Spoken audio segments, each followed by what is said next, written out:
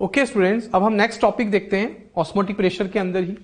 On the basis of osmotic pressure solution can be classified by following ways. First is isotonic solutions. Iso मतलब बच्चों same, तो solutions having same osmotic pressure are called isotonic solution. बच्चों जब दो solution का osmotic pressure same हो जाए तो उसे आइसोटोनिक सॉल्यूशन कहते हैं। देखो कैसे बच्चों, हमने पढ़ा था कि ये एक कंटेनर है, उसमें आपने सेमी परमेबल मेम्ब्रेन लगा रखी है। यहां वाटर का कॉन्सेंट्रेशन यहां ज्यादा है, यहां वाटर का कॉन्सेंट्रेशन कम है, और यहां सॉल्यूट के पार्टिकल्स भी हैं हमारे पास। इसको हमने कहा था कॉन्सेंट्रेटेड सॉल्यूशन और इसको हमने कहा था डाइल्यूट सॉल्यूशन। वाटर मॉलिक्यूल्स कहां से कहां मूव करते हैं? नेट फ्लो जो होता है वाटर मॉलिक्यूल्स का वो फ्रॉम डाइल्यूट टू कॉन्सेंट्रेटेड होता है। ठीक है, फिर हमने एक पिस्टन लगाया था। जब ऊपर से लगने वाले पिस्टन का प्रेशर और ऑस्मोसिस के थ्रू जो प्रेशर है, दोनों प्रेशर जब इक्वल हो जाते हैं ऑस्मोसिस रुक जाता है। ये हमने जनरली पढ़ा था, थ्रू सेमी परमेबल मेम्ब्रेन होता है। बच्चों मान लेते हैं इस बार मेरे पास ये भी एक सॉल्यूशन है, ये भी एक सॉल्यूशन है और ये भी एक सॉल्यूशन है। सपोज इसका कॉन्सेंट्रेशन C1 है और इसका कॉन्सेंट्रेशन C2 है। इसका ऑस्मोटिक प्रेशर π1 है, इसका ऑस्मोटिक प्रेशर π2 है। अगर किसी भी वजह से ड्यू टू एनी रीजन दोनों तरफ से लगने वाला ऑस्मोटिक प्रेशर सेम हो जाए, अगर ऑस्मोटिक प्रेशर दोनों साइड से सेम हो जाएगा तो ऑस्मोसिस रुक जाएगा। दोनों साइड से प्रेशर सेम लग रहा है, वाटर के मॉलिक्यूल्स का जो नेट फ्लो है वो रुक जाएगा। अगर ऐसा हो गया तो ऐसे सॉल्यूशन को आइसोटोनिक सॉल्यूशन कहते हैं। तो बच्चों आइसोटोनिक होने के लिए प्राइमरी कंडीशन क्या है? आइसोटोनिक होने के लिए बच्चों प्राइमरी कंडीशन है कि ऑस्मोटिक प्रेशर इक्वल हो जाए। जब दोनों साइड ऑस्मोटिक प्रेशर इक्वल हो जाएगा, ऑस्मोसिस रुक जाएगा। दोनों साइड से प्रेशर सेम लग रहा है, जितना प्रेशर वाटर को इधर से उधर लग रहा है उतना ही इधर भी लग रहा है, दोनों साइड से प्रेशर इक्वल लग रहा है, तो नेट फ्लो रुक जाएगा। That is isotonic solution. यह है प्राइमरी कंडीशन। पहली कंडीशन आइसोटोनिक होने के लिए यही है। इफ अगर आप टेम्परेचर को सेम कर दो, R तो ऑलरेडी कांस्टेंट है, तो C1 और C2 भी क्या हो जाएगा? इक्वल। तो ऑस्मोटिक प्रेशर तो इक्वल है, ठीक है मान लिया। अगर आप टेम्परेचर को भी सेम कर दोगे तो दोनों साइड कॉन्सेंट्रेशन भी इक्वल हो जाएगी, कॉन्सेंट्रेशन का जो डिफरेंस है वो भी खत्म हो जाएगा। तो फिर C equals two moles upon volume, तो फिर हमारे पास ये कंडीशन आ जाएगी। तो ये तो हो गई फर्स्ट कंडीशन बच्चों, ये हो गई हमारे पास सेकंड कंडीशन। क्लियर है? इसका एग्जांपल है बेस्ट जो हमें लर्न करना है। 0.9% W/V NaCl solution is isotonic with blood. क्या मतलब हुआ बच्चों इसका? कि मान लो ये एक सॉल्यूशन है NaCl का। किसका सॉल्यूशन है बच्चों? ये NaCl का, जिसकी कॉन्सेंट्रेशन है 0.9% W/V, means 0.9 gram NaCl present in 100 ml solution. ठीक है, अगर आप इसमें बच्चों ब्लड रख दो, क्या रख दो? ब्लड, या मींस आप RBC रख दो। क्या रख दो बच्चों? आप RBC सपोज इसमें रख दो। अगर आप ब्लड रख दो तो ऐसा देखा गया है कि जब RBC या ब्लड को आप 0.9% NaCl सॉल्यूशन में रखते हो तो दोनों का ऑस्मोटिक प्रेशर इक्वल हो जाता है। टेम्परेचर तो सेम होता ही है सेल के अंदर, तो टेम्परेचर भी सेम हो जाता है, तो दोनों की जो कॉन्सेंट्रेशन है वो इक्वल हो जाती है। तो that is a very important and best example of isotonic कि 0.9% NaCl सॉल्यूशन का ऑस्मोटिक प्रेशर ब्लड यानी RBC के इक्वल होता है। ये प्रैक्टिकली देखा गया है। That is isotonic solution. और बच्चों ये जो सॉल्यूशन है 0.9% NaCl, इसीलिए जो इंट्रावीनस इंजेक्शंस लगते हैं, इंट्रावीनस इंजेक्शंस में इसीलिए 0.9% NaCl का ही यूज होता है, बेस्ट रहता है वो। क्यों? क्योंकि उसका ऑस्मोटिक प्रेशर ब्लड के इक्वल है। अगर आप सोचो इससे ज्यादा कॉन्सेंट्रेशन कर दोगे तो RBC में ऑस्मोसिस होना स्टार्ट हो जाएगा, दोनों में ऑस्मोसिस, तो वाटर का जो मूवमेंट है वो स्टार्ट हो जाएगा, है ना। और अगर आप इसको कम कर दो तो भी वाटर का मूवमेंट स्टार्ट हो जाएगा। लेकिन अगर आप दोनों का ऑस्मोटिक प्रेशर सेम रखना चाहते हो, वाटर के मूवमेंट को नहीं करना चाहते हो आप इधर से उधर, तो फिर आप इंट्रावीनस इंजेक्शन में 0.9% NaCl यूज करते हो। क्लियर है बात, समझ आई। सेकंड देखते हैं बच्चों, हाइपरटोनिक एंड हाइपोटोनिक। नाम से पता चल रहा है हाइपर, हाइपर मतलब ज्यादा, हाइपो, हाइपो मतलब कम। बच्चों अगर हम आपकी लैंग्वेज में बोले तो हाइपो का मतलब डाइल्यूट हुआ बच्चों, और हाइपर का मतलब एक्चुअली कॉन्सेंट्रेटेड हुआ। सिंपल इन शॉर्ट, हाइपो मतलब डाइल्यूट, हाइपर मतलब हाइपो। और वाटर डाइल्यूट से कॉन्सेंट्रेटेड की तरफ जाता है, वाटर डाइल्यूट से कॉन्सेंट्रेटेड की तरफ मूव करता है थ्रू सेमी परमेबल मेम्ब्रेन। इसका मतलब बोल सकते हैं वाटर हाइपो से हाइपर की तरफ मूव करता है। एक और डेफिनेशन आ गई बच्चों, मतलब बोलने का मेथड, अंदाज एक और हो गया। डाइल्यूट से कॉन्सेंट्रेटेड बोलो या हाइपो से हाइपर बोलो, एक ही बात होती है। हाइपो मतलब जहां वाटर ज्यादा है, सॉल्यूट कम है। हाइपर मतलब वाटर कम है, सॉल्यूट ज्यादा है। तो देखो बच्चों, π1 ग्रेटर देन π2, अगर π1 π2 से बड़ा है, अगर सपोज इस सॉल्यूशन का ऑस्मोटिक प्रेशर इस सॉल्यूशन के ऑस्मोटिक प्रेशर से ज्यादा हो जाए, तो बच्चों इसकी कॉन्सेंट्रेशन से ज्यादा हो जाएगी बाय यूजिंग दिस इक्वेशन। तो बच्चों इस वाले को कहते हैं फिर हाइपरटोनिक और इस वाले को बोलते हैं हाइपोटोनिक। क्या बच्चों, क्या समझ आई आपको बात, कि अगर हम कहें,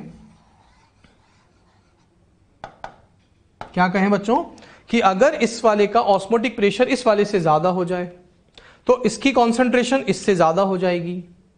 तो ज्यादा वाले को कहते हैं हाइपरटोनिक और लेस वाले को कहते हैं हाइपोटोनिक। और वाटर हमेशा हाइपो से हाइपर ही मूव करेगा, मींस डाइल्यूट से कॉन्सेंट्रेटेड ही मूव करेगा। तो ये हुआ हमारा हाइपो और ये हुआ हमारा हाइपर।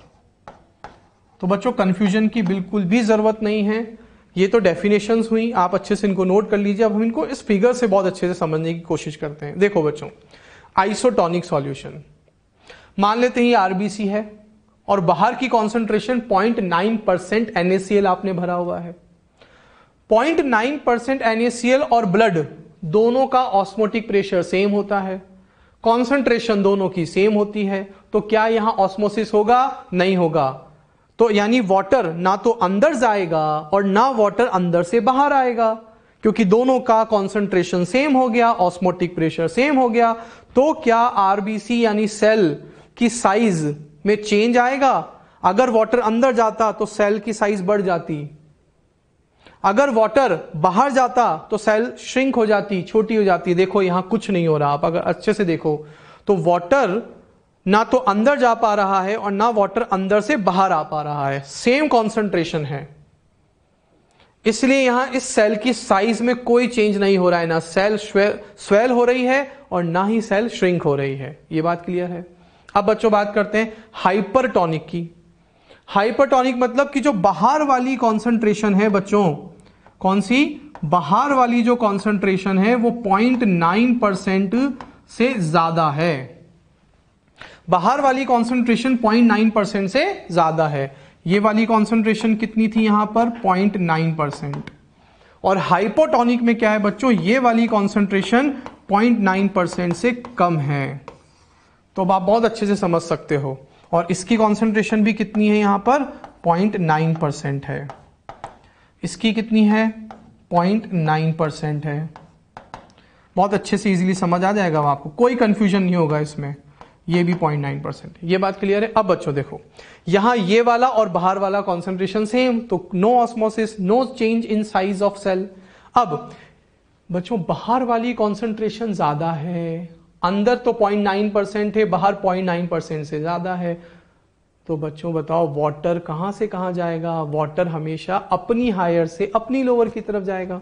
तो यानी वाटर अंदर ज्यादा है, बाहर कम है, तो वाटर का मूवमेंट कहां हो रहा है? देखो अंदर से बाहर की तरफ हो रहा है। अंदर से बाहर वाटर मूव करता जाएगा। देखो इस तरह से वाटर बाहर मूव होता जा रहा है, वाटर बाहर मूव होता जा रहा है। तो सेल का सारा वाटर बाहर होता जा रहा है, तो सेल धीरे धीरे धीरे धीरे धीरे धीरे श्रिंक होती जाएगी। तो यहां सेल श्रिंक हो जाएगी। तो हाइपरटोनिक का मतलब क्या? कि जिस सेल को आपने या जिस सब्सटेंस को आपने सॉल्यूशन में रखा है, अगर कॉन्सेंट्रेशन उससे ज्यादा है, बाहर वाली कॉन्सेंट्रेशन अगर उससे ज्यादा है, तो उसे हाइपरटोनिक सॉल्यूशन कहते हैं। इसका मतलब बाहर वाटर कम है, अंदर वाटर ज्यादा है, वाटर बाहर मूव करता जाएगा, इसे एक्सो ऑस्मोसिस भी कहते हैं। एक्सो ऑस्मोसिस मतलब अंदर से बाहर की तरफ, एक्सो ऑस्मोसिस। यहां जस्ट उल्टा हो रहा है बच्चों, देखो अंदर वाली कॉन्सेंट्रेशन 0.9% है और बाहर वाली कॉन्सेंट्रेशन 0.9% से कम है। इसका मतलब ये कौन हो गया बच्चों, ये हो गया मेरा डाइल्यूट, ये हो गया डाइल्यूट। अब मुझे बताओ वाटर कहां से कहां जाएगा, वाटर अपनी ज्यादा से अपने कम की और अंदर एंटर करता जा रहा है। तो वाटर अंदर एंटर करता जाएगा, ये सेल धीरे धीरे धीरे धीरे धीरे धीरे धीरे क्या होती जाएगी, फूलती जाएगी, स्वेल होती जाएगी और एक टाइम ऐसा आएगा बर्स्ट हो जाएगी। बर्स्ट भी हो सकती है, बात समझ आ रही है। इसे एंडो ऑस्मोसिस कहते हैं, इसे एंडो ऑस्मोसिस, इसे एक्सो ऑस्मोसिस। आ गया समझ, क्लियर है। तो 3 बातें हुई बच्चों। अगर दोनों की कॉन्सेंट्रेशन ऑस्मोटिक प्रेशर सेम हो जाए तो नो ऑस्मोसिस, सेल की साइज सेम रहेगी। अगर जिस सेल को आपने सॉल्यूशन में रखा है, अगर बाहर वाले सॉल्यूशन की कॉन्सेंट्रेशन सेल से ज्यादा है तो वाटर अंदर से बाहर मूव करता जाएगा, हाइपो से हाइपर की तरफ मूव करेगा, सिंपल। ये हाइपो हुआ, बाहर हाइपर है, तो सेल श्रिंक होती जाएगी, एक्सो ऑस्मोसिस। यहां बच्चों बाहर वाली जो कॉन्सेंट्रेशन है सेल से ज्यादा है या कम है, तो बाहर वाली कॉन्सेंट्रेशन कम है, इसलिए वाटर बाहर ज्यादा है, तो बाहर से अंदर वाटर आता जाएगा, एंटर करता जाएगा, सेल स्वेल होती जाएगी और एक टाइम पे आके बर्स्ट हो सकती है। इसे एंडो ऑस्मोसिस कहते हैं। आ गया बच्चों समझ, क्लियर है। अब बच्चों हम नेक्स्ट देखते हैं। देखो लिख रखा है water moves toward hypotonic region, हमेशा हाइपरटोनिक रीजन की तरफ मूव करता है वाटर। क्लियर, समझ आई, अच्छा है बच्चों, इंटरेस्टिंग है। नेक्स्ट देखते हैं बच्चों रिवर्स ऑस्मोसिस। नाम से पता चल रहा है ऑस्मोसिस का रिवर्स हो जाना, तो कब होगा देखते हैं बच्चों। ये सॉल्ट वाटर है, मतलब कॉन्सेंट्रेटेड सॉल्यूशन है, ठीक है बच्चों। ये हमारा कॉन्सेंट्रेटेड सॉल्यूशन है और ये हमारा बच्चों डाइल्यूट सॉल्यूशन है।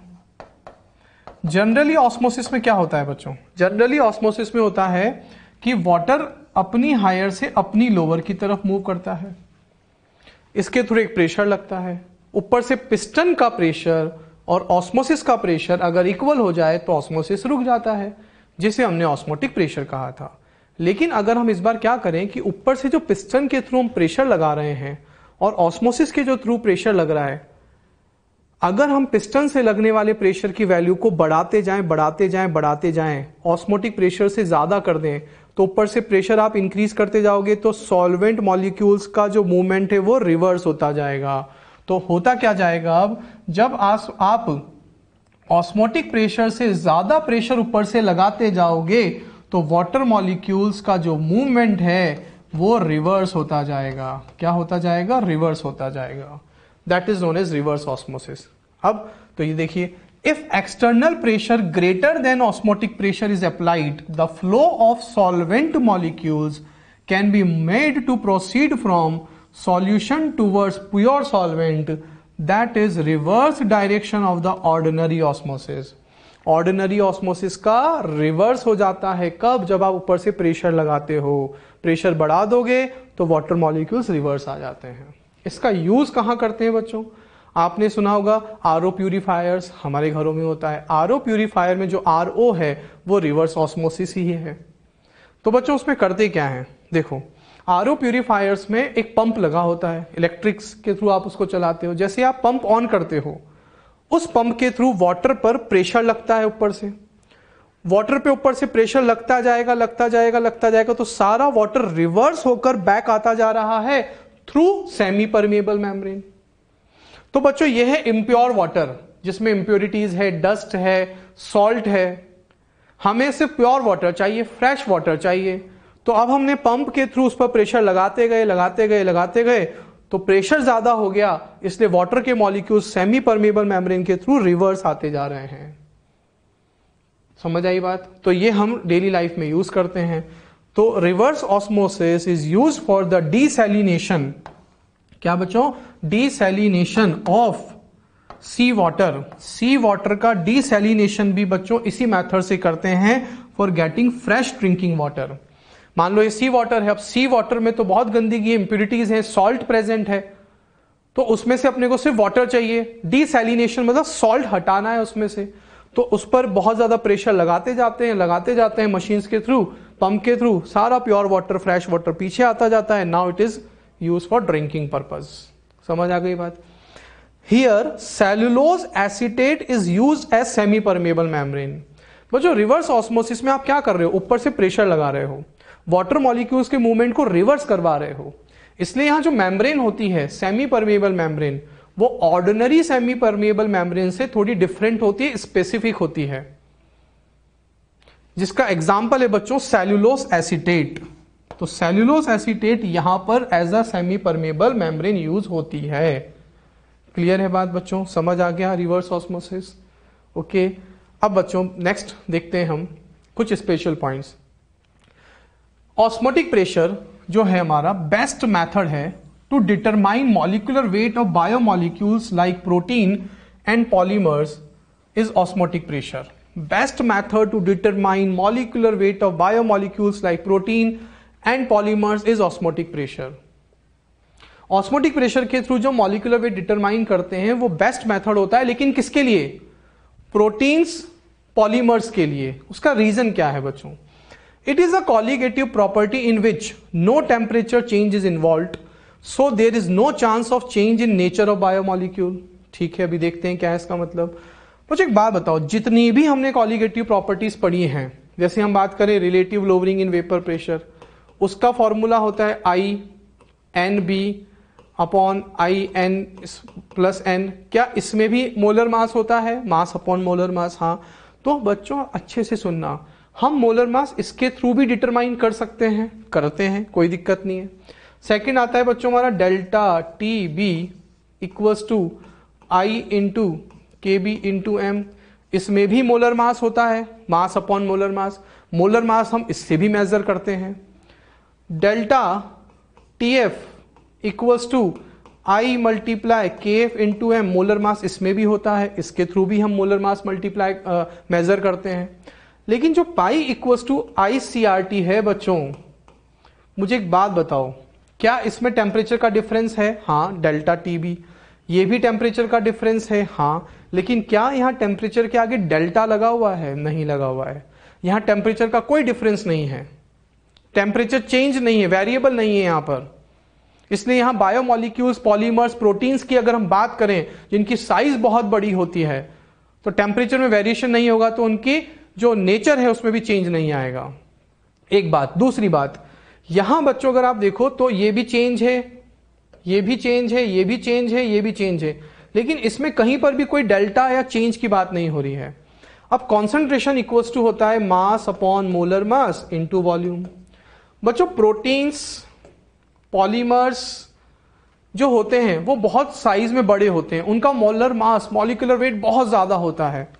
तो मॉलिक्यूलर वेट जब उनका बहुत ज्यादा होता है तो उनके ऑस्मोटिक प्रेशर की वैल्यू बहुत कम आएगी। ठीक है, कोई बात नहीं। यहां अगर हम इन तीनों का यूज करेंगे तो सोचो मॉलिक्यूलर वेट बहुत कम, बहुत ज्यादा होता है प्रोटीन्स, बायोमॉलिक्यूल्स का, पॉलीमर्स का, तो जो delta T f, delta T b और आर एल वी पी है उनकी वैल्यू बहुत कम आएगी, और इनके आगे डेल्टा लगा हुआ है। बच्चों किसी भी चेंज की वैल्यू जब बहुत कम आती है, उसकी वैल्यू बहुत कम आती है, तो उसमें एरर आने के चांसेस हो जाते हैं, और जब उसमें एरर ज्यादा आएगा तो हमें डिफिकल्टी होगी उस बात को फाइंड आउट करने में। लेकिन पाई में डेल्टा नहीं लगा हुआ है, तो बायोमॉलिक्यूल्स, प्रोटीन्स, पॉलीमर्स का मॉलिक्यूलर वेट बहुत ज्यादा है, तो उसके ऑस्मोटिक प्रेशर की वैल्यू बहुत कम आएगी। जो भी आएगी वो आपके सामने एक्यूरेट आएगी, क्योंकि उसमें चेंज नहीं है, उसमें एरर नहीं आएगी। लेकिन अगर आप इन तीनों का यूज करोगे तो ये जो चेंज है ये बहुत कम हो जाएंगे, जिसमें एरर आने के चांसेस ज्यादा हो जाएंगे। इसीलिए बच्चों हम बोल रहे हैं कि अगर आपको पॉलीमर्स, बायोमॉलिक्यूल्स, प्रोटीन्स, इन सब के लिए, अगर आपको इन सब के लिए मॉलिक्यूलर वेट का बेस्ट मेथड, बच्चों यहां बेस्ट मेथड की बात हो रही है, कर तो हम सबसे सकते हैं फाइंड आउट मोलर मास, इन सब का यूज कर सकते हैं, लेकिन बेस्ट मेथड कौन सा होगा? Osmotic pressure. In other method changes are very less. मैंने कहा ना, जो चेंज है, जो चेंज आएगा वो बहुत कम आएगा। And it is difficult to measure very small changes accurately, और बहुत छोटे चेंजेस को, इन छोटे चेंजेस को मेजर करने में, एक्यूरेटली चेंजेस को मेजर करने में डिफिकल्टी आती है, एरर्स ज्यादा आ जाती हैं। But osmotic pressure can be easily measured at room temperature at which biomolecules remain in original state. ठीक है बच्चों, ये तो एक नॉर्मल सी बात हो गई, इतना बहुत बड़ी बात भी नहीं है। नेक्स्ट देखें, सेमी परमेबल मेम्ब्रेन के कुछ एग्जांपल्स हैं जो हमसे पूछ लिए जाते हैं। कॉपर फेरोसाइनाइड जो एक आर्टिफिशियल सेमी परमेबल मेम्ब्रेन है, एनिमल सेल मेम्ब्रेन जो कि एक नेचुरल सेल मेम्ब्रेन है, मतलब नेचुरल सेमी परमेबल मेम्ब्रेन है। ठीक है बच्चों, क्लियर है? ओके बच्चों। ओके स्टूडेंट्स, अब हम लोग ऑस्मोटिक प्रेशर के न्यूमेरिकल्स करते हैं। तो हमारे पास फॉर्मूला क्या आया था बच्चों? सबसे पहले तो आपको फॉर्मूला एक बार रिवाइज करा दूं, pi is equal to I C R T. I नहीं भूलना है बच्चों, है ना? और सी क्या है यहाँ पर? Concentration, that is moles upon volume.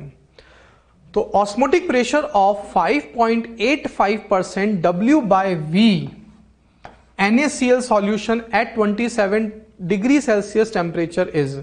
आपको ऑस्मोटिक प्रेशर मेजर करना है बच्चों। सबसे पहले तो मुझे बताओ 5.85% W/V का मतलब क्या हो गया? हमने इसकी प्रैक्टिस पहले भी की थी, that is 5.85 gram NaCl present in 100 ml solution. याद आ रहा है बच्चों आपको? ये हमने पढ़ा था, ये इसका मीनिंग हुआ। टेम्परेचर आपको गिवन है, उसे केल्विन में चेंज कर लेंगे हम, 273 से ऐड कर देंगे। और बच्चों NaCl, अब आपको इस क्वेश्चन में अल्फा गिवन नहीं है, और जब अल्फा गिवन नहीं है तो हम उस अल्फा को क्या अज्यूम कर लेंगे? 1। हमने पढ़ा था वांट ऑफ फैक्टर में, जब अल्फा गिवन नहीं हो तो हम उसको 1 अज्यूम करके चलते हैं, और जब अल्फा इक्वल्स टू 1 होता है तो I इक्वल्स टू n होता है। तो मुझे बता सकते हो NaCl के लिए n की वैल्यू कितनी है? एक Na प्लस और एक Cl minus, that is 2। Simple है। अब हम इसको फॉर्मूले के थ्रू सॉल्व करते हैं, इजी है, फॉर्मूला भी इजी है यहाँ तो pi equals to I C R T. I की वैल्यू कितनी है बच्चों? 2 पुट कर दिया। Concentration equals to mass given है 5.85 gram NaCl mass divided by NaCl का मोलर मास। NaCl का मोलर मास कैसे निकाला? सोडियम का 23 प्लस क्लोरीन का 35.5, टोटल करोगे तो कितना आ जाएगा बच्चों? 58.5 आ जाएगा। ये मेरे पास मोलर मास आ गया NaCl का। तो मास अपॉन मोलर मास, ये हो गया बच्चों moles, divided by volume of solution. Volume of solution कहां है? ये रहा 100 ml सॉल्यूशन। 100 ml है तो लीटर में चेंज करने के लिए अपॉन 1000 कर दिया। R की वैल्यू ATM में 0.0821 होती है, टेम्परेचर को केल्विन में चेंज कर लिया। अब हमने इसको सिंपली सॉल्व किया है बच्चों, हमारे पास आंसर आ गया। समझ आया? ATM में आ गया आंसर, क्योंकि हमने R की वैल्यू ATM में यूज की थी। Okay, clear? इजी क्वेश्चन है, समझ आया? आई का ध्यान रखना बच्चों, आई नहीं भूलना है। नेक्स्ट क्वेश्चन देखते हैं अब। 0.5 ग्राम solute is dissolved in 20 ml of solution, then the osmotic pressure of solution is 7.6 mm of Hg at 27 degree Celsius. Find molecular weight of solute. तो ये भी बहुत इजी क्वेश्चन है, फॉर्मूला बेस्ड है। आप पहले मुझे इसमें I की वैल्यू बता दो। I हमेशा सोच लो, आप जब भी क्वेश्चन आए ना कॉलिगेटिव प्रॉपर्टीज के, आप पहले ही क्वेश्चन दिमाग में ले आओ कि यार इसमें I की वैल्यू कितनी है, तो आपके गलत होने के चांसेस बहुत कम हो जाएंगे। तो बच्चों यहां पर आपको सिर्फ सॉल्यूट लिखा हुआ है, सॉल्यूट कौन है नहीं पता। तो मैंने कई सारे क्वेश्चंस में आपको बताया, जब सॉल्यूट स्पेसिफाई नहीं हो तो दैट मीन्स हम उसको नॉन इलेक्ट्रोलाइट मानेंगे, इसलिए यहां I इक्वल्स टू क्या हो जाएगा बच्चों? 1 हो जाएगा। बात समझ आ रही है? तो I इक्वल्स टू यहां 1 होगा। अब तो सिंपल फॉर्मूला बेस्ड है, हम इसको सॉल्व करते हैं। Pi equals to I C R T. I की वैल्यू जैसा कि मैंने कहा 1 है। Concentration equals to mass upon molar mass into volume of solution RT। Pi की वैल्यू बच्चों मुझे mm ऑफ Hg में गिवन है, और ये रिलेशन हम पहले भी पढ़ चुके हैं। 1 ATM equals to 760 mm of Hg होता है। मेरे पास mm ऑफ Hg है, उसको ATM में चेंज करना पड़ेगा। क्यों करना पड़ेगा? क्योंकि मेरे पास जो R की वैल्यू होती है वो ATM में होती है। तो आंसर भी मेरे पास जो आएगा वो इजीली, अब हम पाई ATM में है तो R भी ATM में है। अब तो बच्चों ATM में चेंज करना है तो 760 को मैं कहां ले गया? नीचे ले गया। तो 1 mm Hg इक्वल्स टू आ गया 1/760 ATM। तो बच्चों mmHg को मैंने ATM में चेंज कर दिया by using that relation. Mass given है, अपॉन मोलर मास मुझे नहीं पता, वो फाइंड आउट करना है। मल्टीप्लाई बच्चों मुझे बताओ यहाँ वॉल्यूम ऑफ सॉल्यूशन कितना गिवन है 20 ml, लेकिन ml में है तो लीटर में लाने के लिए डिवाइडेड बाय 1000 कर दिया। R की वैल्यू पता है, टेम्परेचर हमने केल्विन में चेंज कर लिया, यहां से मोलर मास सॉल्व किया, ये आ गया समझ? क्लियर है? तो सिंपल I इक्वल्स टू 1 क्योंकि सॉल्यूट स्पेसिफाई नहीं है। पाई की वैल्यू mm ऑफ Hg में गिवन है, उसको ATM में चेंज किया। क्यों किया? क्योंकि R की वैल्यू ATM में होती है। मास divided by molar mass find out करना है, वॉल्यूम ऑफ सॉल्यूशन ml में है, लीटर में लाने के लिए 1000 से डिवाइड कर दिया, सॉल्व किया, मेरे पास आंसर आ गया बच्चों। क्लियर है? समझ आ रही है बात? ओके। अब हम नेक्स्ट क्वेश्चन देखते हैं बच्चों। 100 ml of 1.5% urea solution having osmotic pressure of 6 atm and 100 ml 3.42% sucrose solution है, ऑस्मोटिक प्रेशर इतना, are mixed with each other, find the osmotic pressure of resultant solution. कैसे सॉल्व करेंगे बच्चों, इसको देखते हैं। ये रिलेशन कहां से आया बच्चों? क्या आप लोगों को पता है? P1V1 plus P2V2 equals to P mix V mix होता है। ये कहां से आया बच्चों? बच्चों आप लोग जानते हो PV इक्वल्स टू nRT, हाँ हम जानते हैं। और हमारी जो ये इक्वेशन है पाई इक्वल्स टू ICRT, बच्चों दोनों एक जैसी तो इक्वेशन है, बस यहाँ पे P को हमने पाई तो लिखा है और क्या हुआ, वो गैस इक्वेशन है, हमारे सॉल्यूशन की बात है। तो जब टेम्परेचर कांस्टेंट होता है, और मैं इसी को क्या लिख सकता हूं, P इक्वल्स टू CRT, ये हमने पढ़ा भी था केमिकल काइनेटिक्स में। जब टेम्परेचर सेम हो, क्या बच्चों? जब टेम्परेचर सेम हो, तो टेम्परेचर जब सेम हो, R ऑलरेडी कांस्टेंट है, मोल भी इस क्वेश्चन में चेंज नहीं हो रहे हैं, तो PV इक्वल्स टू क्या हो जाएगा? कांस्टेंट हो जाएगा। तो PV इक्वल्स टू कांस्टेंट हो जाएगा, जिसे आइसोथर्मल भी कहते हैं। तो सिंपल सी बात है, तो PV इक्वल्स टू कांस्टेंट आया, इसी से हमने बच्चों ये रिलेशन लिखा P1V1 यानी before mixing equals to after mixing. Before mixing equals to after mixing, जो PV का सम है वो कांस्टेंट रहेगा एट सेम टेम्परेचर। तो बच्चों हमने यहीं से ये रिलेशन लिखा है बस। P1V1 यानी Pi1V1 plus P2V2 Pi2V2 P mix V mix that is pi mix V mix, यानी P को सब्सटीट्यूट कर दिया बस पाई से, क्योंकि टेम्परेचर पूरे इस क्वेश्चन में कांस्टेंट है, कहीं कुछ बोला नहीं गया है, means temperature by default constant है। तो PV कांस्टेंट, तो before mixing equals to after mixing. अब Pi1 की वैल्यू आपको क्वेश्चन में गिवन है 6 atm, मैंने पुट कर दिया। V1 आपको क्वेश्चन में गिवन है बच्चों कितना? 100 ml, पुट कर दिया। P2 यानी Pi2 आपको गिवन है 2.4, V2 आपको गिवन है अगेन बच्चों कितना? 100 ml, वो मैंने पुट कर दिया। Divided by total volume, total volume कितना हो जाएगा? 100 प्लस 100 दैट इज 200। सॉल्व किया, 4.2 atm आ गया, आया। तो एक्चुअली इस परसेंटेज का यहां पे कोई यूज क्यों नहीं हुआ? क्योंकि आपको डायरेक्ट ऑस्मोटिक प्रेशर और वॉल्यूम तो गिवन ही है बच्चों, तो इसलिए हमने डायरेक्ट पुट कर दिया, आंसर आ गया हमारे पास। आया समझ? तो before mixing equals to after mixing, temperature constant होता है तो PV है वो कांस्टेंट रहेगा, तो इस रिलेशन का यूज हमने हमारे ऑस्मोटिक प्रेशर में कर लिया। आया समझ? क्लियर है? ओके बच्चों, नेक्स्ट क्वेश्चन देखते हैं, उसी से रिलेटेड है।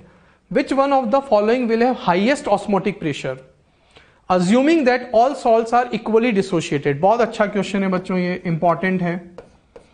आपको 3 सॉल्ट गिवन है, उनकी कॉन्सेंट्रेशन गिवन है, बोला गया है सभी को इक्वली डिसोशिएटेड मानना है, यानी सभी का अल्फा आपको 1 लेकर चलना है। ठीक है, तो सभी का अल्फा सेम है और आपको क्या मानकर चलना है? 1। बताना है इन सब में से ऑस्मोटिक प्रेशर सबसे ज्यादा किसका होगा। तो बहुत इजी है, 1 बाय 1 करते हैं। सबसे पहले A को करते हैं। देखो बच्चों, पाई इक्वल्स टू ICRT होता है, इसके लिए I कितना होगा? जब अल्फा 1 होता है तो I इक्वल्स टू N होता है बच्चों। तो 4 पोटेशियम और एक स्क्वायर ब्रैकेट N हो गया 5, तो I भी हो गया 5। कॉन्सेंट्रेशन गिवन है 0.1, RT को भी आप ऐसे ही रहने दो, मल्टीप्लाई करोगे 0.5 RT। जब भी बच्चों कंपैरिजन करना हो ना, तो इनको पूरा सॉल्व नहीं करना चाहिए, टाइम वेस्ट होता है उसमें। ठीक है, नेक्स्ट देखते हैं। अगेन इसके लिए यूज करते हैं बच्चों। बताओ इसमें भी 1 mg है और 2 क्लोरीन है। देखो इसकी वॉन्टॉफ फैक्टर की भी बहुत बढ़िया प्रैक्टिस हो रही है और ऑस्मोटिक प्रेशर का क्वेश्चन भी हो जाएगा। तो 1 मैग्नीशियम 2 क्लोरीन, N हो गया 3 तो I भी हो गया 3, कॉन्सेंट्रेशन 0.1 RT। तो इन दोनों में हम कंपेयर कर सकते हैं, इन दोनों में सबसे ज्यादा ऑस्मोटिक प्रेशर किसका आया, फर्स्ट वाले का आया, बट अभी थर्ड ऑप्शन और है। इसके लिए भी चेक करते हैं। इसके लिए I कितना होगा 1 और 2 क्लोरीन दैट इज 3 पुट कर दिया, कॉन्सेंट्रेशन 0.1। बच्चों इन दोनों की तो क्या आ रहा है, ऑस्मोटिक प्रेशर सेम आ रहा है और इसका ज्यादा आ रहा है, तो इन दोनों से इसकी वैल्यू ज्यादा है। यहां तक तो ठीक है, लेकिन फोर्थ ऑप्शन थोड़ा डिफरेंट है, वो बहुत अच्छी बात है बच्चों, यही तो हमें समझना था actually. The solution obtained by mixing equal volume of B and C, B और सी दोनों को इक्वल वॉल्यूम में मिक्स कर रहा है, तो जो उसका ऑस्मोटिक प्रेशर आएगा वो क्या आएगा। तो देखो अभी हमने लास्ट क्वेश्चन में देखा था ये वाला relation, before mixing is equals to after mixing, पढ़ा था। PV equals to constant, temperature जब कांस्टेंट हो, टेम्परेचर बाय डिफॉल्ट कांस्टेंट मानना होगा जब कुछ गिवन नहीं हो, तो वहां से रिलेशन आया हमारे पास। अब हम एक एक करके वैल्यू पुट करते हैं। देखो बच्चों पाई मिक्स, वॉल्यूम मिक्स कितना होगा, दोनों का वॉल्यूम इन दोनों का इक्वल है, इक्वल वॉल्यूम को हम ले सकते हैं 1 1, तो ये भी 1 लीटर है, ये भी 1 लीटर है। देखो 1 लीटर 1 लीटर, दोनों का वॉल्यूम इक्वल है, तो 1 + 1 हो गया 2, यानी टोटल वॉल्यूम हो गया बच्चों 2 लीटर। आफ्टर मिक्सिंग दोनों को मिक्स कर दिया, इसका भी वॉल्यूम 1 लीटर, उसका भी वॉल्यूम 1 लीटर, दोनों को मिक्स किया, टोटल वॉल्यूम हो गया मिक्सचर का 2 लीटर। ठीक है। I1, इसका I1 कितना 1 + 2 दैट इज 3, पुट कर दिया 3। C1 0.1, RT को एज इट इज रहने दो। इसका वॉल्यूम कितना है बच्चों 1 लीटर। ऐसे सेकंड 1 + 2 3, I हो गया 3। कॉन्सेंट्रेशन 0.1, RT को एज इट इज रहने दो। इसका वॉल्यूम भी कितना 1 लीटर। इस पूरे को सॉल्व किया, RT कॉमन आ जाएगा, तो मेरे पास आया 0.6 RT।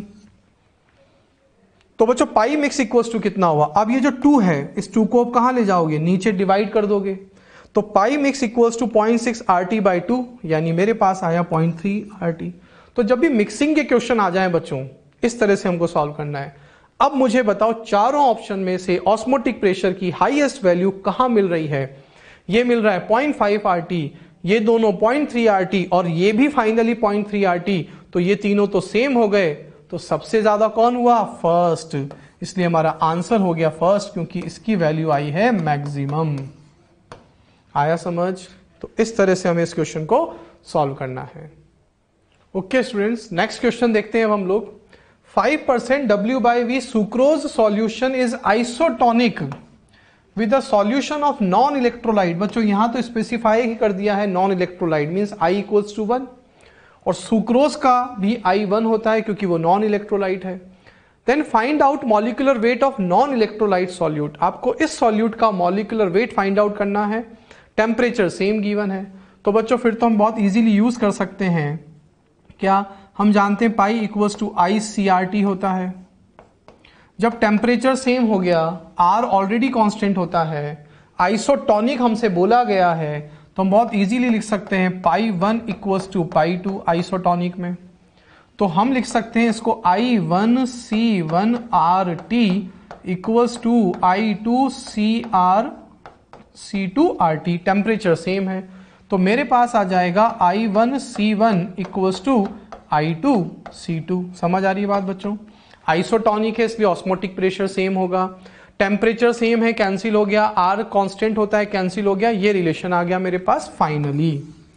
अब दोनों के लिए I की वैल्यू 1 है क्योंकि दोनों नॉन इलेक्ट्रोलाइट हैं, तो अब हम दोनों में I की जगह 1 पुट कर देंगे। कॉन्सेंट्रेशंस हमें गिवन है दोनों की, W/V फॉर्म में गिवन है, और W/V का मतलब क्या बच्चों, इसका मतलब क्या कि 5 ग्राम प्रेजेंट इन 100 ml सॉल्यूशन, ये हम पढ़ चुके हैं। इसका मतलब भी क्या बच्चों, 0.877 ग्राम प्रेजेंट इन 100 ml सॉल्यूशन। तो ये वैल्यूज हमको गिवन है, अब हमें सिर्फ सिंपली यहां पे पुट करना है और हमारे पास आ जाएगा मॉलिक्यूलर वेट, है ना बच्चों। तो देखते हैं कैसे सॉल्व करना है इसको। देखिए बच्चों, ये हमारे पास रिलेशन आया, इससे हमने क्या लिखा था, अभी हमारे पास आ गया था I1C1 इक्वल्स टू I2C2। दोनों के लिए I की वैल्यू क्या हो जाएगी, 1 1 हो जाएगी, तो दोनों जगह हमने 1 1 पुट कर दिया। अब C1 इक्वल्स टू होता है moles upon volume, mole equals to mass divided by molar mass. Sucrose का मैंने एक बार पहले आपको बताया था, C12H22O11, इसका मोलर मास होता है 342। तो बच्चों मास अपॉन मोलर मास, 5% W/V का मतलब क्या बताया मैंने आपको, 5 ग्राम इन 100 ml solution. Volume of solution 100 ml है, लीटर में चेंज करने के लिए बाय 1000। इसका भी I कितना बच्चों, 1, क्योंकि नॉन इलेक्ट्रोलाइट है, डिवाइडेड बाय मोलर मास आपको फाइंड आउट करना है। वॉल्यूम ऑफ सॉल्यूशन इसका भी कितना हो गया, 100 ml, लीटर में चेंज करने के लिए बाय 1000। बहुत इजी, 1000 अपॉन 100 से 1000 अपॉन 100 तो कैंसिल ही हो जाएगा बच्चों। सिंपली अब हमने इसको जस्ट सिंपलीफाई किया और हमारे पास ये फाइनल आंसर आ गया बच्चों 60 ग्राम पर मोल। कितना आ गया बच्चों, 60 ग्राम पर मोल। बहुत इजी क्वेश्चन है, आराम से कर सकते हैं। ओके, नेक्स्ट क्वेश्चन देखते हैं बच्चों हम लोग। 0.4 m NaCl solution is isotonic with 0.5 m Na2SO4 solution. If NaCl is 100% dissociated, then find out degree of dissociation of Na2SO4। बहुत अच्छा क्वेश्चन बच्चों। फिर वही आइसोटॉनिक है, आइसोटॉनिक यानी अगेन π1 इक्वल्स टू π2, तो अगेन हम लिख सकते हैं I1C1 इक्वल्स टू I2C2, क्योंकि टेम्परेचर तो सेम है। NaCl बच्चों बोला गया है 100% डिसोशिएटेड, NaCl का अल्फा है 100%, तो इसका I हो जाएगा N के इक्वल यानी कि 2। इसकी कॉन्सेंट्रेशन आपको क्वेश्चन में गिवन है कितनी, 0.4। Na2SO4 का I आपको निकालना पड़ेगा पहले, क्योंकि आपको इसका अल्फा गिवन नहीं है, आपसे उसका अल्फा पूछा गया है। C2 कॉन्सेंट्रेशन बच्चों गिवन है Na2SO4 की कितनी, 0.5। समझ आ रही है बात। तो इस तरह से अब हम क्या करेंगे, पहले आइसोटॉनिक तो ऑस्मोटिक प्रेशर इक्वल किया, यहां आया I की वैल्यू NaCl के लिए बच्चों 2 क्यों है, क्योंकि अल्फा 100% गिवन है क्वेश्चन में, और जब अल्फा 100% हो तो I किसके इक्वल होता है, N के इक्वल होता है। कॉन्सेंट्रेशन गिवन है, Na2SO4 का I पहले हम फाइंड आउट करेंगे, फिर उससे हम उसका अल्फा निकालेंगे, उसकी कॉन्सेंट्रेशन गिवन है। समझ आ रहा है बच्चों, क्लियर है। तो अब बच्चों हम देखें, यहां से मेरे पास I की वैल्यू आ गई कितनी, 1.6। कितनी वैल्यू आ गई यहां से, इसको सॉल्व करोगे आप, इसको सॉल्व करोगे तो मेरे पास I की वैल्यू आ गई 1.6। अब तो सिंपल हम ये रिलेशन जानते ही हैं डिग्री ऑफ डिसोसिएशन के लिए। Na2SO4 बच्चों, Na2SO4 जब आयनाइज होगा तो 1 सल्फेट और 2 सोडियम, लाइक दिस, इस तरह से ये आयनाइज होगा। तो मेरे पास इसकी N की वैल्यू कितनी है, इसकी N की वैल्यू है 3, यहां पे 3 पुट कर देंगे, 3 - 1 हो जाएगा 2। अब हमने इसको सॉल्व किया तो मेरे पास यहां से अल्फा आ गया 0.3, और परसेंटेज में लाने के लिए मल्टीप्लाई कर देंगे 100। आया समझ। बहुत अच्छा क्वेश्चन है, भी प्रैक्टिस के लिए अच्छे से नोट कर सकते हो आप इसको यहां से। ओके, नेक्स्ट क्वेश्चन देखते हैं अब हम बच्चों। आपको एक कंटेनर दिया हुआ है बच्चों, इस कंटेनर में साइड X और साइड Y, इसको साइड X कहा गया, इसको साइड Y कहा गया। इसमें एक सॉल्यूट गिवन है X3Y2, इसमें एक सॉल्यूट गिवन है A2B3। दोनों की कॉन्सेंट्रेशन डिफरेंट गिवन है। सेमी परमेबल मेम्ब्रेन लगा रखी है बीच में, पूछ क्या रहा है वो, इसका I5 हम भी जानते हैं, 3 + 2 5 हो जाएगा, इसका भी 2 + 3 I5। In aqueous solution gives brown color, these are separated by semi permeable membrane due to osmosis। वो क्या कह रहा है बच्चों कि जब X3Y2 और A2B3 रिएक्ट करेंगे, when reacted, जब ये दोनों एक्वस सॉल्यूशन में रिएक्ट करते हैं तो ब्राउन कलर देते हैं, ऐसा क्वेश्चन में गिवन है बच्चों। वो क्या कह रहा है हमसे कि जब दोनों एक्वस सॉल्यूशन में रिएक्ट करते हैं तो ब्राउन कलर प्रोड्यूस करते हैं। क्लियर है बात। और फिर उसने क्या किया, इधर X3Y2 का सॉल्यूशन फिल कर दिया, इधर A2B3 का सॉल्यूशन फिल कर दिया, और दोनों के बीच में सेमी परमेबल मेम्ब्रेन लगा दी। अब वो हमसे क्या पूछ रहा है, ड्यू टू ऑस्मोसिस, जब ऑस्मोसिस होगा तो क्या होगा। First, brown colour formation in side X, क्या एक्स साइड में ब्राउन कलर ऑब्जर्व होगा। Brown colour formation in side Y, क्या साइड वाई में ब्राउन कलर ऑब्जर्व होगा। Brown colour formation in side M, both side X and Y, वो बोल रहा है ब्राउन कलर दोनों साइड में फॉर्म होगा। No brown colour formation is observe in any side, या ब्राउन कलर कहीं ऑब्जर्व ही नहीं होगा। तो बच्चों एक्चुअली क्वेश्चन इतना कॉम्प्लिकेटेड कर दिया उसने, इतना टफ बना दिया कि हमें देखकर ही ऐसा लग रहा है कि ओ अब तो हम इसको छोड़ देते हैं, क्या करेंगे, बहुत टफ लग रहा है। लेकिन एक्चुअली इस क्वेश्चन में कुछ करना ही नहीं है, इतना इजी क्वेश्चन है, पढ़ते ही टिक करना है बच्चों। क्या बोल रहा है, जब ये दोनों रिएक्ट करेंगे तब तो ब्राउन कलर मिलेगा ना बच्चों, और ये दोनों सॉल्यूट हैं, ये दोनों इलेक्ट्रोलाइट हैं, जब तक ये रिएक्ट नहीं करेंगे ब्राउन कलर मिलेगा नहीं। और बच्चों सेमी परमिएबल मेम्ब्रेन से सॉल्यूट तो पास होता ही नहीं है, तो यहां से ये पास नहीं होगा, यहां से ये पास नहीं होगा, पास सिर्फ कौन होगा, वाटर पास होगा। सिर्फ कौन पास होगा, सिर्फ वाटर के मॉलिक्यूल्स सिर्फ मूव करेंगे। सॉल्यूट के molecules, electrolyte is a solute, वो दोनों तरफ से मूव ही नहीं करेगा, तो X3Y2 उधर नहीं जाएगा, A2B3 इधर नहीं आएगा। जब दोनों एक दूसरे की तरफ मूव ही नहीं करेंगे तो रिएक्शन ही नहीं होगी, और जब रिएक्शन ही नहीं होगी तो ब्राउन कलर ही ऑब्जर्व नहीं होगा। इसलिए आंसर क्या हो जाएगा, no brown colour formation is observed in any side. आई बात समझ, क्लियर है। देखो क्या क्या बोल सकते हैं हम कि solute can not pass through, solute can not pass through semi permeable membrane, solute दोनों तरफ से क्रॉस होगा ही नहीं, ये पास ही नहीं होंगे।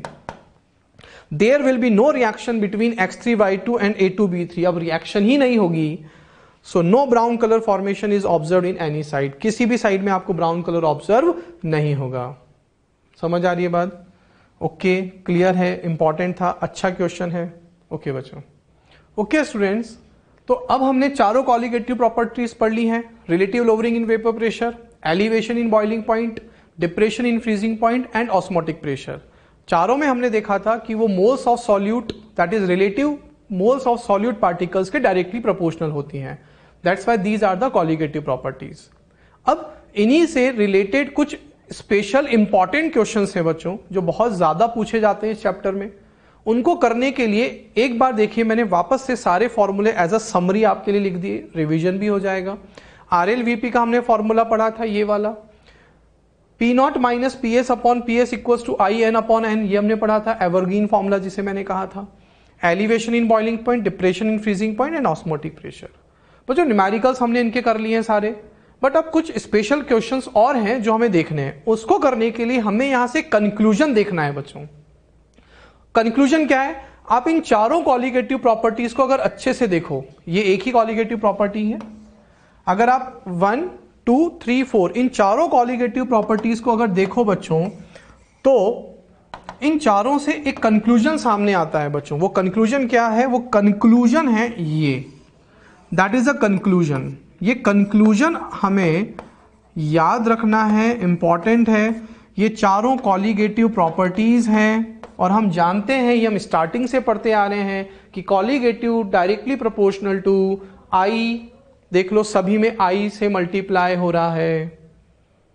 और बच्चों RT तो कांस्टेंट हो जाता है, KF कांस्टेंट है, KB कांस्टेंट है, क्लियर है बच्चों। अब अगर हम ये कांस्टेंट्स को हटा दें तो जो कॉलिगेटिव प्रॉपर्टीज हैं वो डायरेक्टली प्रोपोर्शनल हो जाएगी I इंटू M, या आप लिख सकते हो I इंटू स्मॉल m, बात एक ही है। इन शॉर्ट अगर हम बोलें I मल्टीप्लाई कॉन्सेंट्रेशन। अब कॉन्सेंट्रेशन कुछ भी हो, चाहे मोलैरिटी हो चाहे मोलैलिटी हो, ये सब कॉन्सेंट्रेशन सी तो होती हैं। तो क्यों, क्योंकि कॉन्सेंट्रेशन कोई सी भी हो, उन सब में सॉल्यूट के मोल्स आएंगे नहीं आएंगे बच्चों, बिल्कुल आएंगे। तो कॉन्सेंट्रेशन कोई भी हो, चाहे मोलैलिटी हो चाहे मोलैरिटी कोई भी हो, उसमें सॉल्यूट का मोल्स तो आता ही है।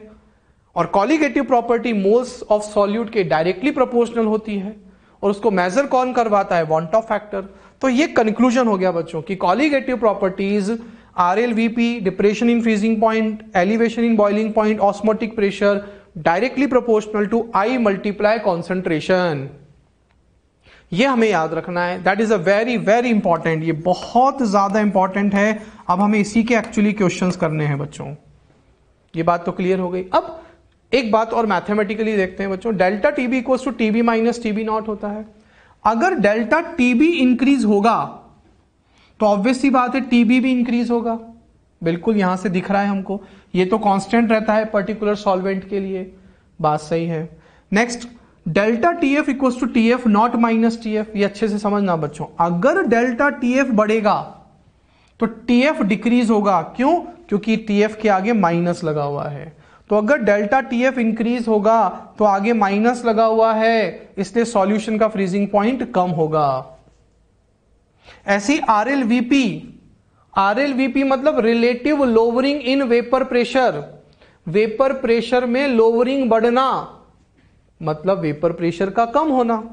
तो relative lowering in vapour pressure अगर बढ़ेगा तो मतलब वेपर प्रेशर कम होगा।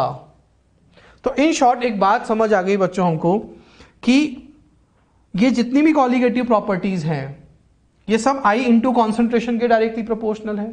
अगर डेल्टा टीबी बढ़ेगा तो टीबी बढ़ेगा, डेल्टा टीएफ बढ़ेगा तो टीएफ कम होगा, that is freezing point of solution कम होगा। और अगर relative lowering in vapour pressure बढ़ेगा तो वेपर प्रेशर कम होगा। ये सारा कंक्लूजन एक्चुअली हमें याद रखना है बच्चों।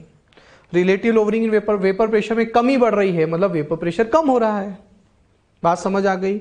अब इस पूरे कंक्लूजन का क्या यूज है वो अब हम क्वेश्चंस के थ्रू देखते हैं। तो आप इसको अच्छे से नोट कर लीजिए, समझ लीजिए, फिर हम इसके न्यूमेरिकल्स स्टार्ट करते हैं। तो करते हैं बच्चों हम इसके numericals start. First, arrange the following in increasing order of osmotic pressure, boiling point. बच्चों अच्छे से देखना वो किसका ऑर्डर पूछ रहा है, एलिवेशन इन बॉइलिंग पॉइंट या बॉइलिंग पॉइंट। बॉइलिंग पॉइंट बोला है, अच्छे से पढ़ना बच्चों। फ्रीजिंग पॉइंट मतलब FP, depression in freezing point नहीं बोला है उसने, एंड वेपर प्रेशर। यही तो बात है इन क्वेश्चंस में बच्चों। तो ये अब कैसे सॉल्व करते हैं बच्चों इस क्वेश्चन को। तो देखो बेस्ट सबसे बढ़िया तरीका क्या है इस क्वेश्चन को करने का कि अभी अभी हमने पढ़ा कि colligative properties directly proportional to I into M होता है या आई इंटू कॉन्सेंट्रेशन हम बोलते हैं। तो एक काम करते हैं, हम सबसे पहले इन चारों के लिए आई इंटू एम फाइंड आउट कर लेते हैं, ठीक है। फिर देखते हैं हम कैसे करना है। तो देखो बच्चों कैसे करते हैं। ये वाला कॉन्सेप्ट मैंने आपको अभी बता ही दिया है, ये यहां पे रिवाइज हो रहा है, ये कॉन्सेप्ट मैं आपको बता चुका हूं। तो देखो बच्चों, I इंटू एम सबसे पहले हमको निकालना है। इसका I कितना, 1 + 1 that is 2।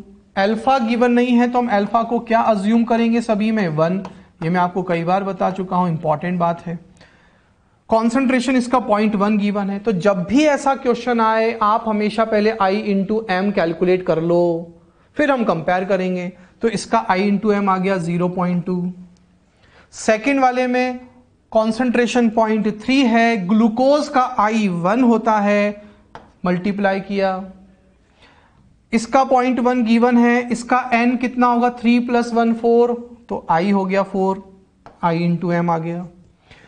K2SO4 2 potassium 1 sulphate, N कितना हो गया 3, कॉन्सेंट्रेशन 0.2, ये आ गया। अब बच्चों हम जानते हैं ये चारों हमारी कॉलिगेटिव प्रॉपर्टीज हैं, तो इन चारों का ऑर्डर I इंटू एम के डायरेक्टली प्रोपोर्शनल होगा। तो बच्चों मुझे एक बात बताओ, डेल्टा टीबी या हम बात करें RLVP या हम बात करें डेल्टा TF या हम बात करें ऑस्मोटिक प्रेशर, तो मुझे बताओ इन चारों का ऑर्डर क्या होगा। सबसे ज्यादा कौन होगा बच्चों, 4th वाला होगा, बिल्कुल। फिर उसके बाद कौन होगा बच्चों, थर्ड होगा, फिर सेकंड होगा और फिर फर्स्ट होगा। ये ऑर्डर हो गया बच्चों हमारे पास, क्लियर है। ये हमारे पास इन कॉलिगेटिव प्रॉपर्टीज का ऑर्डर आ गया। I इंटू एम ज्यादा तो कॉलिगेटिव प्रॉपर्टी ज्यादा। लेकिन हमसे उसने पूछा है ऑस्मोटिक प्रेशर, हाँ ऑस्मोटिक प्रेशर का ऑर्डर आ गया 4 3 2 1, एक ऑर्डर आ गया। फिर उसने पूछा है बॉइलिंग पॉइंट का ऑर्डर। बच्चों डेल्टा टीबी का ऑर्डर ये है तो टीबी का ऑर्डर भी यही होगा। क्यों? क्योंकि मैंने कहा था डेल्टा टीबी बढ़ेगा तो टीबी भी बढ़ेगा, तो डेल्टा टीबी का ऑर्डर भी यही होगा। देख लो 4 3 2 1, तो ऑस्मोटिक प्रेशर और बॉइलिंग पॉइंट का ऑर्डर सेम आ गया। लेकिन बच्चों अगर डेल्टा टीएफ का ऑर्डर ये ऐसा है तो टीएफ का ऑर्डर, फ्रीजिंग पॉइंट का ऑर्डर रिवर्स हो जाएगा। रीजन मैंने आपको बताया था, क्योंकि डेल्टा टीएफ बढ़ेगा तो टीएफ कम होगा। तो देखो फ्रीजिंग पॉइंट का ऑर्डर जस्ट रिवर्स हो गया। आरएल वीपी का ऑर्डर अगर ये है तो वेपर प्रेशर का ऑर्डर भी जस्ट रिवर्स हो जाएगा। देखो ये रहा, मैंने आपको रीजन बताया था, अभी रिवर्स हो गया।